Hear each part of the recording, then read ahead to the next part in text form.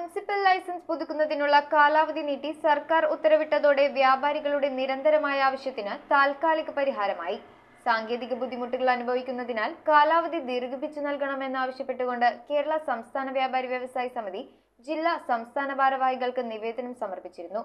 തുടർന്നാണ് വ്യാപാര വ്യവസായ വാണിജ്യ ലൈസൻസുകൾ പിഴ കൂടാതെ പുതുക്കുന്നതിനുള്ള കാലാവധി സെപ്റ്റംബർ 30 വരെ ദീർഘിപ്പിച്ച് സർക്കാർ ഉത്തരവ് പുറപ്പെടുവിച്ചത്. മുനിസിപ്പൽ ലൈസൻസ് പുതുക്കുന്നത് സംബന്ധമായി നിലനിന്ന അനിശ്ചിതത്വം സൂചിപ്പിച്ച് വ്യാപാരി സംഘടനയായ സമിതി സംസ്ഥാന നേതാക്കൾക്കും കോതമംഗലം നഗരസഭയ്ക്കും നൽകിയ നിവേദനത്തിന് ഒരു പരിധിവരെ പരിഹാരമായി. തദ്ദേശ സ്വയംഭരണ വകുപ്പ് തദ്ദേശ സ്വയംഭരണ സ്ഥാപനങ്ങൾ നൽകിയ വ്യാപാര വ്യവസായ വാണിജ്യ ലൈസൻസുകൾ പിഴ കൂടാതെ പുതുക്കുന്നതിനുള്ള കാലാവധി സെപ്റ്റംബർ 30 വരെ ദീർഘിപ്പിച്ച് ഉത്തരവ് പുറപ്പെടുവിച്ചു. വ്യാപാര വ്യവസായ സ്ഥാപനങ്ങളുടെ ലൈസൻസ് പുതുക്കുന്നതിനുള്ള കാലാവധി സർക്കാർ ഉത്തരവ് പ്രകാരം 2024 ജൂൺ 30 അവസാനിക്കുമായിരുന്നു. കോതമംഗലം മുനിസിപ്പാലിറ്റിയിൽ കേസ്മാർട്ട് സംവിധാനം നടപ്പാക്കിയതിനാൽ ഒട്ടേറെ സാങ്കേതിക ബുദ്ധിമുട്ടുകൾ വ്യാപാരികൾ അനുഭവിക്കുന്നുണ്ട്. അതിനാൽ ലൈസൻസ് പുതുക്കുന്നതിനുള്ള കാലാവധി 3 മാസം കൂടി ദീർഘിപ്പിച്ചു നൽകണമെന്നാവശ്യപ്പെട്ടുകൊണ്ട് സമിതി ജില്ലാ സംസ്ഥാന ഭാരവാഹികൾക്കും നഗരസഭാ ചെയർമാൻ മുൻപാകെയും കേരള സംസ്ഥാന വ്യാപാരി വ്യവസായി സമിതി കോതമംഗലം ഏരിയ കമ്മിറ്റി നിവേദനം സമർപ്പിച്ചിരുന്നു. സമിതി area president MU Ashraf, area secretary KA Noushad, ജില്ലാ അംഗങ്ങളായ KM Pareed, PH Shiyas, KA Kuriakose, town unit secretary Saji Madavana എന്നിവർ നേതൃത്വം നൽകി. News bureau,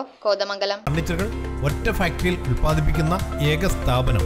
architectural and traditional designs ആവശ്യാനുസരണം നിർമ്മിച്ചു കൊടുക്കുന്നു. നിങ്ങളുടെ സ്വപ്ന ഭവനം ഒരു സ്റ്റേറ്റ് ഓഫ് ആർട്ടാക്കുവാൻ വിശ്വസ്തയോടെ എന്നും നിങ്ങളോടൊപ്പം. ഇറമ്പത്ത് ഇറ ഫർണിച്ചർ, കോട്ടപ്പടി, കോതമംഗലം. ഇനി കൂത്താട്ടുകുളത്ത്.